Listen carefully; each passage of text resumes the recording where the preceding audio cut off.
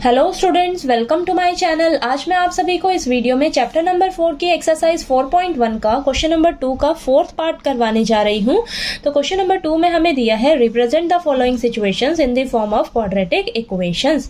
तो हमें ये जो सिचुएशन दी हुई है इसे हमें क्वाड्रेटिक इक्वेशन की फॉर्म में लिखना है। ठीक है, तो चलिए देखते हैं। फोर्थ पार्ट में हमें दिया हुआ है a train travels a distance of 480 kilometer at a uniform speed. If the speed had been 8 kilometer per hour less, then it would have taken 3 hours more to cover the same distance. We need to find the speed of the train. तो question में हमें बोला है कि एक train है जो 480 kilometre का डिस्टेंस कवर करती है यूनिफॉर्म स्पीड से। ठीक है, आगे हमें बोला है कि अगर हम ट्रेन की स्पीड को ना 8 किलोमीटर पर आवर लेस कर देते हैं, ठीक है, कम कर दें अगर ट्रेन की स्पीड को, तो ट्रेन को ना 3 घंटे और ज्यादा का टाइम लगेगा उसी सेम डिस्टेंस को कवर करने में। ठीक है, ऑब्वियस सी बात है, अगर आप किसी भी चीज की स्पीड कम कर दोगे तो उसे टाइम जो है वो ज्यादा लगेगा उसी सेम डिस्टेंस को कवर करने में। ठीक है, आगे हमें बोला है कि हमें ट्रेन की जो है स्पीड फाइंड आउट करके बतानी है। ठीक है, तो चलिए स्टार्ट करते हैं। सबसे पहले हम सॉल्यूशन में क्या करेंगे, हमें जो भी फाइंड आउट करना होता है उसे हम लेट करके चलते हैं। ठीक है, तो यहां पर लिखिए आप, let the uniform speed of train. Train की स्पीड को हम मानकर चलते हैं x किलोमीटर पर आवर। ठीक है, नेक्स्ट हमें डिस्टेंस दिया हुआ है क्वेश्चन में, कितना दिया हुआ है, 480 किलोमीटर। ठीक है, अब स्पीड दिया हुआ, स्पीड हमने लेट कर लिया, डिस्टेंस हमें दिया है, तो देखते हैं हमें टाइम कितना लगेगा 480 किलोमीटर कवर करने में। तो देखिए टाइम का फॉर्मूला क्या होता है, स्पीड का फॉर्मूला होता है हमारे पास डिस्टेंस अपॉन टाइम। तो यहाँ से आप टाइम का फॉर्मूला निकाल लीजिए, टाइम को यहाँ ऊपर मल्टीप्लाई कर देंगे, क्रॉस मल्टीप्लाई, स्पीड जो है वो डिवाइड में आ जाएगा। तो टाइम का फॉर्मूला क्या हो जाएगा आपके पास, डिस्टेंस अपॉन में स्पीड। ठीक है, तो डिस्टेंस कितना दिया हुआ है हमें, 480, और स्पीड हमारा कितना लेट किया है हमने, x। ठीक है, तो ये हमारे पास डिस्टेंस 480 किलोमीटर डिस्टेंस कवर करने के लिए आपको कितना टाइम लगेगा, 480 अपॉन में x आर। ठीक है, अब ये तो था हमारे पास केस फर्स्ट। ठीक है, अब केस सेकंड में हमें क्या बोला है, दो कंडीशन है ना यहाँ पर। देखिए सेकंड कंडीशन में हमें बोला है कि अगर हम स्पीड ट्रेन की कम कर दें, कितनी कम कर दें, 8 किलोमीटर पर आवर कम कर दें। ठीक है, तो यहाँ पर देखिए अब ट्रेन की स्पीड क्या हो जाएगी, लिखिए स्पीड ऑफ द ट्रेन। पहले ट्रेन की स्पीड क्या थी, x किलोमीटर पर आवर थी। ठीक है, उसमें से आप क्या कर दीजिए, 8 जो है वो लेस कर दीजिए।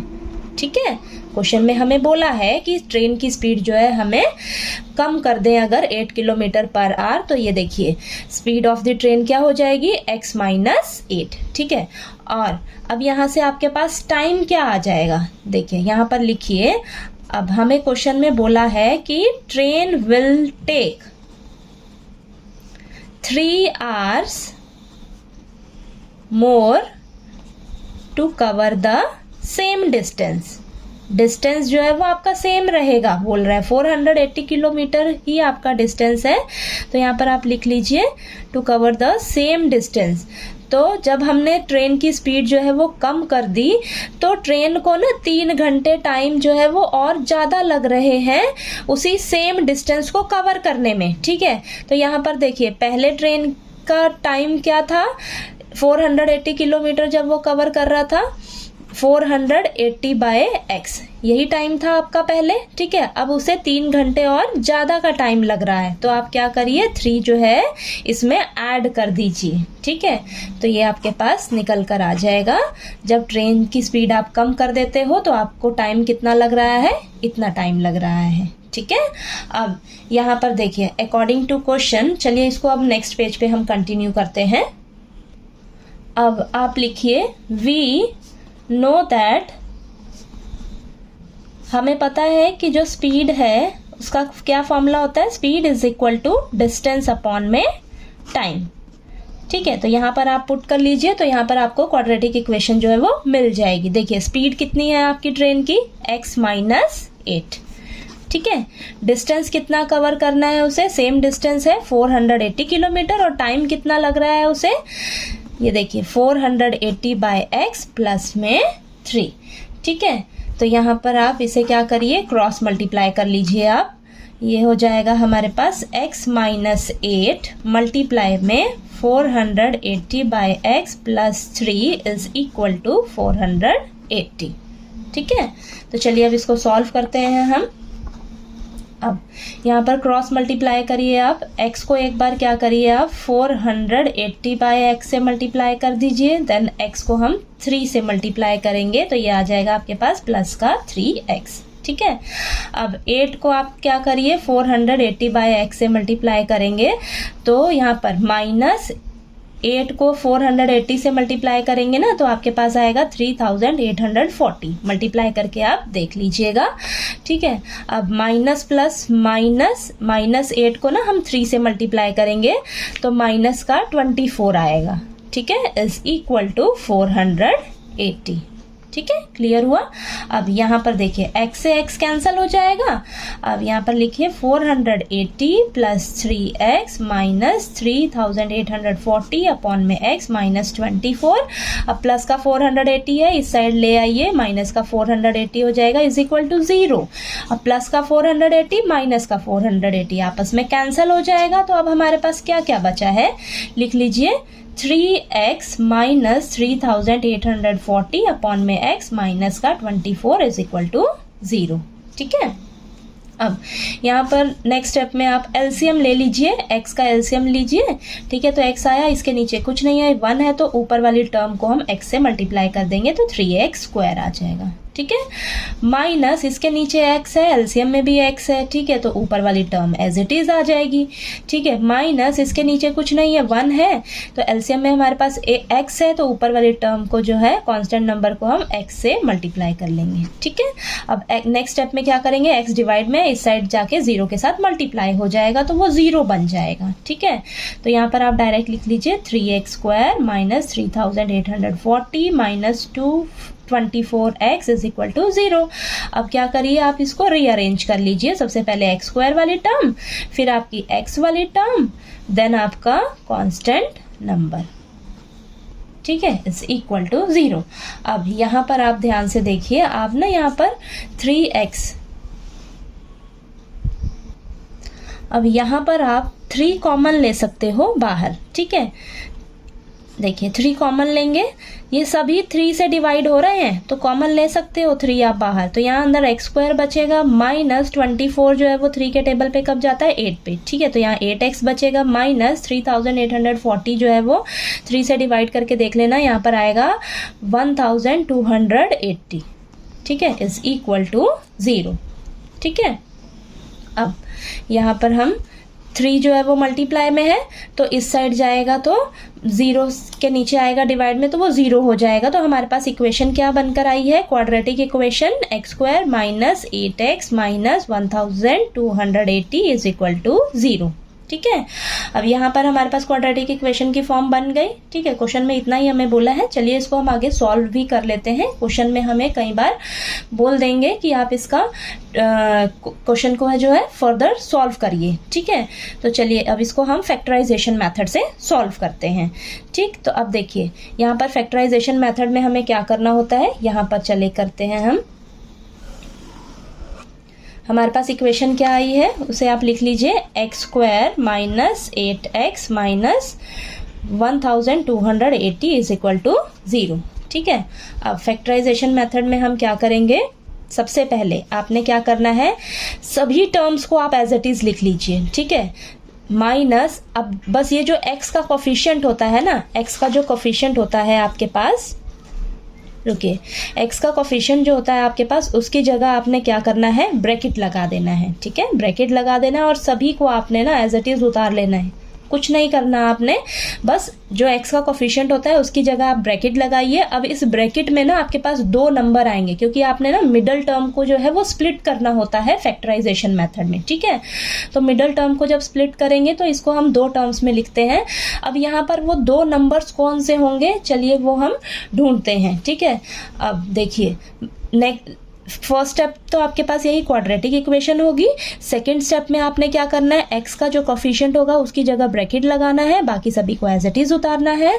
अब इस कांस्टेंट, ये जो x का कोफिशिएंट है ना, इसकी जगह आपने वो 2 नंबर ढूंढने हैं। वो 2 नंबर कैसे ढूंढेंगे हम, चलिए देखते हैं। x स्क्वायर का कोफिशिएंट क्या है, यहाँ पर x स्क्वायर का कोफिशिएंट क्या है, 1 है।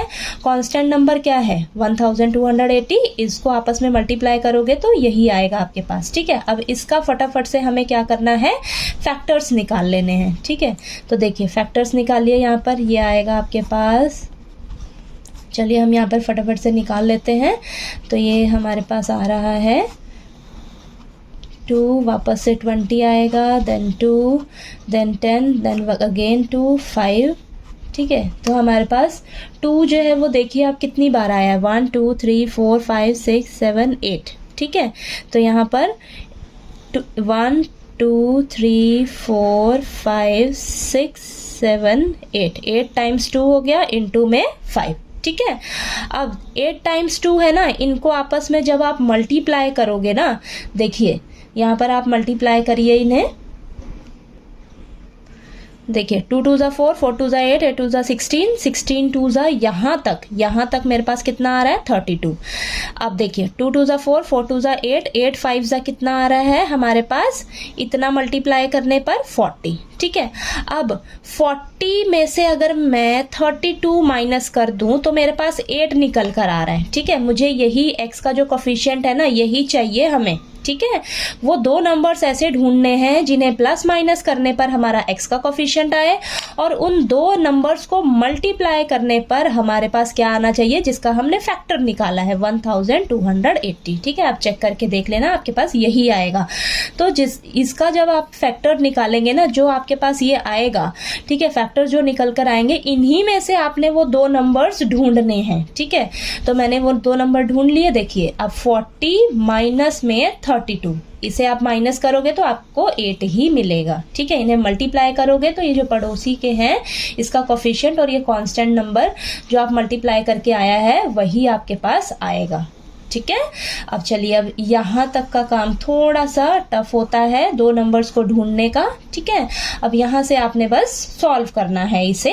अब देखिए एक्स स्क्वायर माइनस में x जो है वो 40 से मल्टीप्लाई करिए तो माइनस का 40x, देन x को माइनस 32, और ये माइनस भी अंदर जाएगा, माइनस का आपने बहुत ही अच्छे से ध्यान रखना है, माइनस भी इधर से मल्टीप्लाई होगा तो माइनस का 40x हो जाएगा, माइनस माइनस प्लस का 32x minus 1280 is equal to 0, ठीक।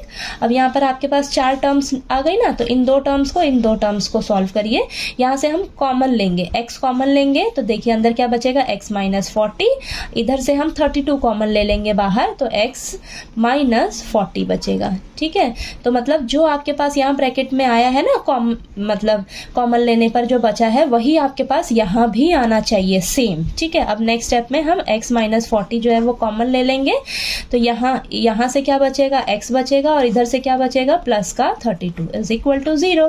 अब यहाँ से x minus 40 is equal to 0 आया, और यहाँ से x प्लस 32 को हम एक बार 0 के इक्वल रख लेंगे, ठीक है। तो यहाँ से मेरे पास x इज इक्वल टू 40 निकल कर आ जाएगा, और यहाँ से x की वैल्यू कितनी आ जाएगी, माइनस का 32, ठीक है। अब हमारी जो स्पीड होती है कभी भी वो नेगेटिव नहीं होती है, ठीक है। तो ये तो अब आया है आपके पास नेगेटिव में, तो ये आपका रिजेक्ट हो जाएगा आंसर, ठीक है। तो हमारी जो x की वैल्यू आई है 40, तो ये हमारा क्या हो जाएगा, आंसर, ठीक है। तो यहाँ पर लिख लीजिए स्पीड ऑफ द ट्रेन कितनी आ गई आपके पास, x माना था उसे 40 किलोमीटर पर आवर, ठीक है।